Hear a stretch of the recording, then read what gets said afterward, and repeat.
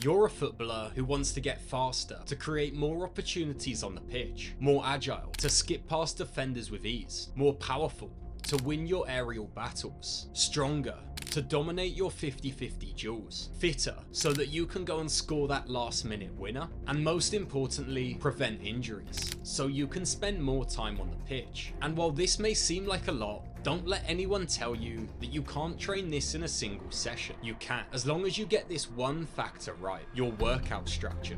And in this video, you're gonna find the perfect workout structure for you.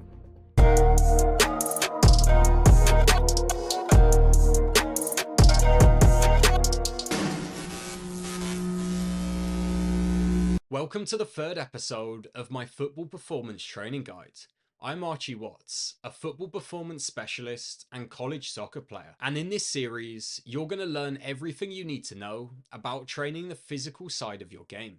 Before we get started looking at the perfect workout structure, there's one key principle that you need to understand. And that's that different adaptations require a different stimulus. For example, the stimulus that you need to get faster is going to be different to the one you need to build muscle. Yes, they're going to have some overlap. Building muscle is going to increase your potential to generate force, and you need force for sprinting.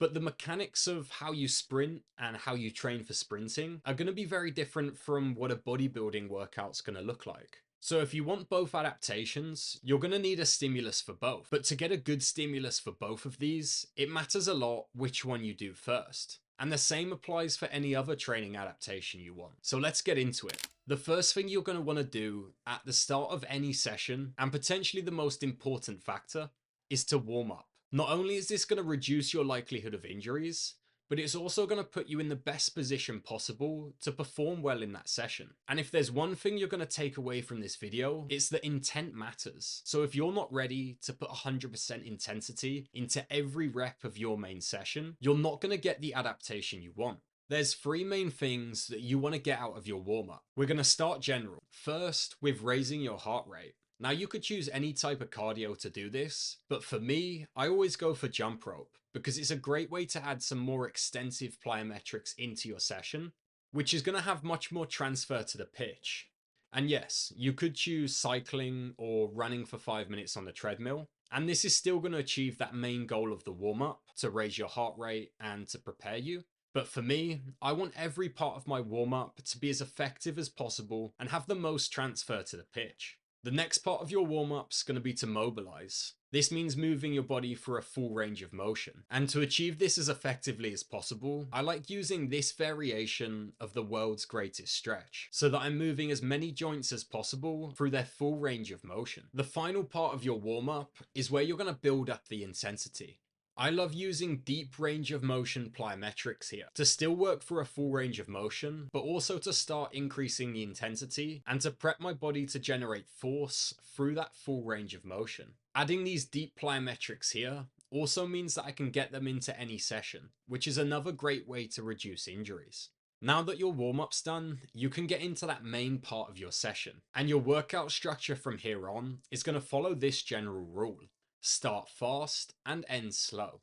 So you've probably guessed it, but the first thing you're going to start with is any movement done for speed. This could be sprints or any other plyometric variation where you're moving fast. This is because to get fast, you need to move fast. And in order to move fast, you need to be fresh, because your ability to generate force quickly is going to decline much more rapidly over your session than your ability to produce total force. Once you've done your fastest movements, then you can get into your most powerful movements. Here's where I'd group in the rest of your plyometrics, any Olympic lifting variation, as well as med ball slams and throws. These are all movements where you're still trying to move as fast as possible, but the addition of weight or having to overcome more resistance is going to slow down that movement slightly, but also increase the total force. Once you've finished these power-based movements, then you can move into your strength-based movements. First starting with any bilateral strength movements, such as a back squat, and then if you were also doing a unilateral based strength movement, then I'd add that in afterwards.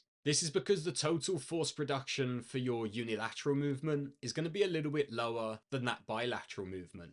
So you want to do that bilateral movement first, while you're still able to produce more force. And again, even though the weight has increased, The goal of these strength-based movements for you as a footballer should still be to move the weight fast. And it may not look like that from the outside, but the intent that you're putting into the movement really does matter. Now that we've finished this strength-based movement, this marks an important point for you as a footballer, because a question I get asked a lot is, should I be doing my physical training before or after my football training?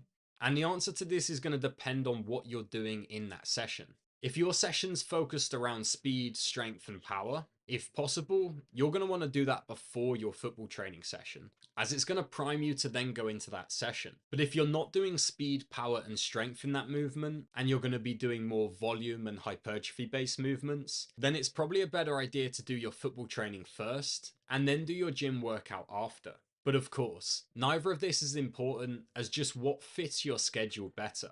So let's get back into our session.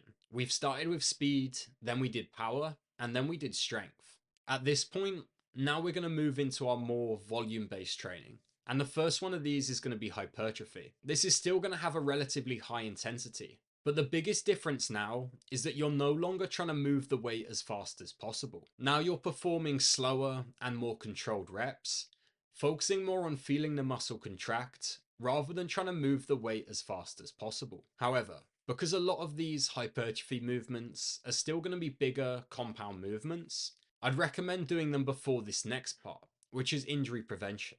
Now, injury prevention is a pretty broad term, and in fact, everything that you've done up to this point is going to play a huge role in helping to reduce the number of injuries you have. But as you end the session here, it's a great point to put in some more specific injury prevention exercises that are targeted towards any common injuries that footballers pick up or that you've picked up. Now, ones that I'll typically program and injuries that come up a lot in footballers are to the hamstrings and the groins. So I'll typically throw in an injury prevention exercise for those. Potentially seated leg curls for the hamstrings or a Copenhagen side plank for the groin. And again, a lot of these movements are still going to have a load of overlap. For example, these hamstring curls could also be seen as a more hypertrophy based exercise. The main factor here is going from those bigger compound movements to those smaller isolation based movements. And now that you've finished doing all of your plyometrics, your strength training, if you're looking to finish off your workout by trying to increase your overall fitness, now this is a great point to do it, as this is going to have the highest volume of anything you've done so far, and will also be the most fatiguing and slow down your force output the most. So if you're going to be doing cardio, doing it now at the end of your session is a great place to do it. I hope this was helpful for you, and I'm going to put a summary of all of this information on the screen now that you can use to build up your workouts. But the next thing you need to know is how to train specifically for each of these goals, because training for speed is again going to look very different to how you're training for your hypertrophy or your cardio. And in my next video that I'll be releasing, I'm going to be going over the optimal rep ranges for each of these training goals. So make sure you're subscribed, and I'll see you then.